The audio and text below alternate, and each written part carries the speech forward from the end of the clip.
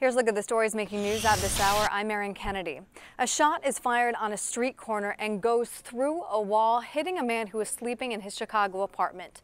CBS 2's V. Wynn has that story. That victim has since been treated and released from the hospital and says he is so thankful to be alive. Several stray bullets hit his apartment and at least 2 went through his bedroom. 49-year-old Jose Hernandez returned home this morning from the hospital after a terrifying night with a grazed wound to his forehead and hand. The father of 3 told us in Spanish he was sleeping and had to be up at 4:30 when the shooting happened. It all began early this morning around 2:40 when Chicago police got a call for a shooting and found 3 victims. 2 men, a 30-year-old and a 25-year-old, were taken to the hospital in serious and critical condition. Police say they were standing outside when 3 people in a blue car drove up and shot them. One of the stray bullets could have hit Hernandez in the head.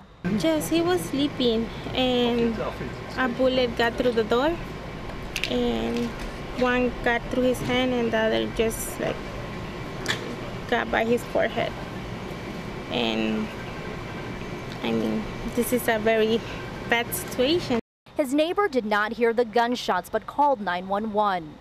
My neighbor, which is his cousin, called me. He knocked on my door for me to call the ambulance for them because they do not speak English. The alderman for the 22nd Ward stopped by the neighborhood this morning.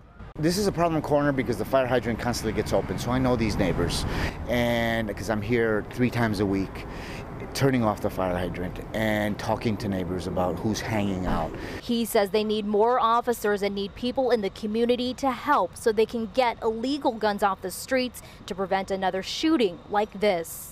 We just have too many guns in the neighborhood. If you're an uncle, an aunt, a grandmother whose nephew has a gun, call me. I will pick it up and take it to the 10th District personally.